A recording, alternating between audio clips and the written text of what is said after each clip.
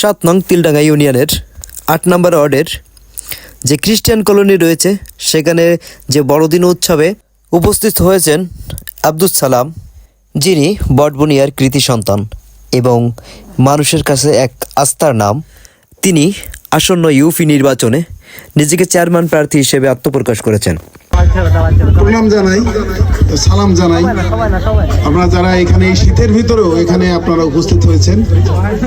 আমার ছোট ভাই ব্রাদাররা আছে, কিছু কথা মনে পড়ে যায়। দেখেন, এই পাড়াটা আমরা যখন স্কুলে পড়াশোনা করি, এই পাড়াটা নিয়ে আমার ছোটবেলা থেকে একটা যুদ্ধ ছিল। এই যুদ্ধটাই পাড়ার মানুষদের জন্য করেছি। এখানে যাদব বা অন্যান্য আমার বন্ধুরাও এখানে আছে যারা আমার সঙ্গে পড়াশোনা করেছে, এখনো অনেকেই বেঁচে আছে। শুনলাম অনেকে মারা গেছে এখানে এসে, আমি তাদের আত্মার বিদায়ী আত্মার শান্তি কামনা করি। আমরা যখন এই পাড়াটা ছিল একটা ঋষি পাড়া, অনেকেই জানেন অনেকে জানেন না। এই পাড়ার ছেলেরা কিছু কিছু আমাদের সঙ্গে পড়াশুনো করত, তাদেরকে আলাদা বেঞ্চে বসতে দেওয়া হতো। এই পাড়ার মানুষরা যখন আমাদের এলাকায় যাইতো কোনো কাজে, তাদেরকে ভাত দেয়া হতো, বলা হতো যে তুমি কচুর পাতা অথবা কলার পাতা কেটে নিয়ে আসো। আমি তখন ছোট, আমার স্পষ্ট মনে আছে এই জিনিসটা। আমার তখন থেকে আমার ভিতরে একটা বিদ্রোহ আমার ভিতরে কাজ করত।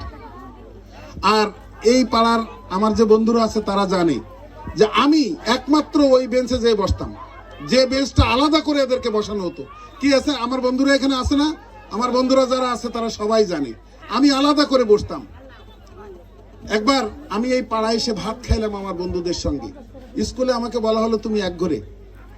আমার বিদেহী স্যার নলিনী বাবু যে তুমি, তোমার সাথে কেউ কথা বলবে না, তুমি ওই পাড়ায় যে ভাত খাইছো কেন? এত অস্পৃশ্য চিন্তা করা হতো। এই কষ্টটা, এই যুদ্ধটা আমার তখন থেকেই ছিল। তারপরে যখন আস্তে আস্তে এই পাড়াটা কিছু খ্রিস্টান পাড়া অন্যান্য যখন হলো, এরা কিন্তু সবাই আজকের কিন্তু আমরা আসতে পারি, সবাই কিন্তু আসে।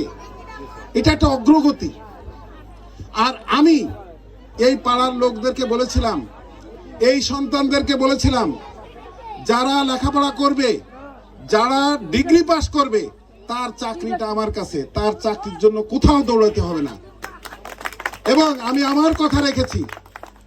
আমি আমার কথা রেখেছি কিনা আপনারা বলেন?